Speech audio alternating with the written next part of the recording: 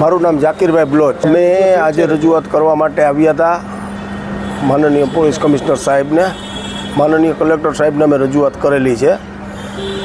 તો આ રજૂઆત અમે એ માટે કરવા આવ્યા હતા કે આ જે એસઓપી છે એ પ્રાઇવેટ સેક્ટર માટે છે. આ એસઓપી અમે કોઈ પણ સંજોગોમાં, જેમાં કે 10 વર્ષ કે 20 વર્ષની જે લીઝ મળતી હોય ને, અને જ્યાં એમ્યુઝમેન્ટ પાર્ક હોય એ જગ્યાની આ એસઓપી છે.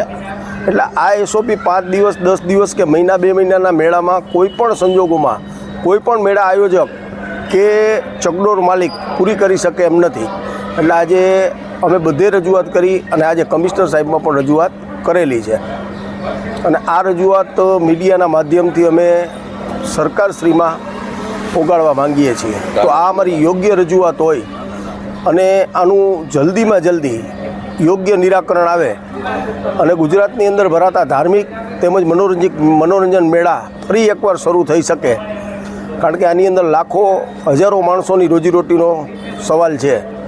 અને જો આ મેળા ચાલુ નહીં થાય તો લાખો હજારો માણસોની રોજીરોટી ઉપર સમજો કે બેન્ડ લાગી જશે અને બેરોજગારીમાં વયા જશે આ કુટુંબિક માણસો.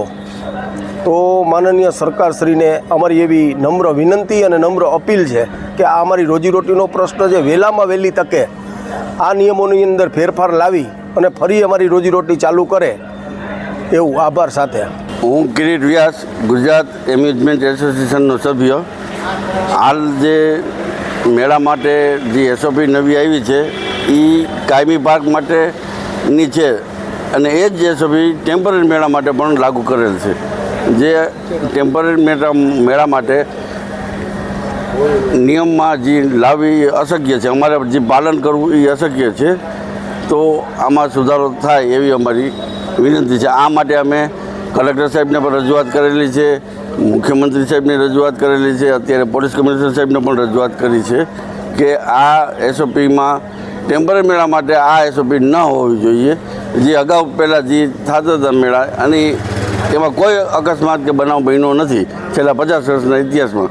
તો એમાં શું કામ સુધારો કરેલો છે એનું કોઈ રીઝન પણ બતાવતા નથી. ખાસ તો આજે પોલીસ કમિશનરને આપણે રજૂઆત કરી છે. પોલીસ કમિશનર દ્વારા આપણે કયા પ્રકારની આપણી રજૂઆત?